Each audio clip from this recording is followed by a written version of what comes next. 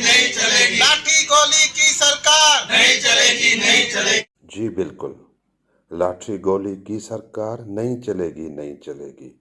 बिटशा में सहाफ़ी बिरादरी पारां सख जे शहीद सहाफ़ी जान मोहम्मद महर जे कातलनि गिरफ़्तारी लाइ इलामती बुख हड़ताल शुरू कई वई आहे। हैदराबाद यूनियन ऑफ जर्नलिस्ट जे सॾ ते सहाफ़ियुनि ऐं सिविल सोसाइटी पारां हिकु हफ़्ते लाइ कैंप क़ाइमु कई वई आहे, जंहिंमें प्रेस क्लब जे सहाफ़ियुनि ऐं मुख़्तलिफ़ तंज़ीमुनि जे अॻुवाननि बि शिरकत कई।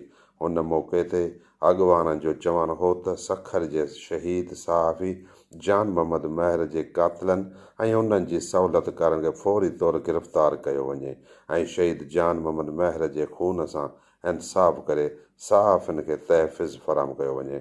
सिंध हुकूमत ऐं पुलिस इंतिज़ामिया शहीद जान मोहम्मद महर जे जवाबदार गिरफ़्तार करण में मुकमल तौरु नाकाम वई आहे। कातिल सरेआम घुमी रहिया आहिनि। हीअ इलामती बुख हड़ताल हिकु हफ़्ते ताईं जारी रहंदी।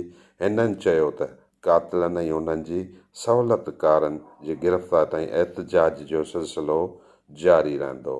लाठी गोली की सरकार नहीं चलेगी, नहीं चलेगी।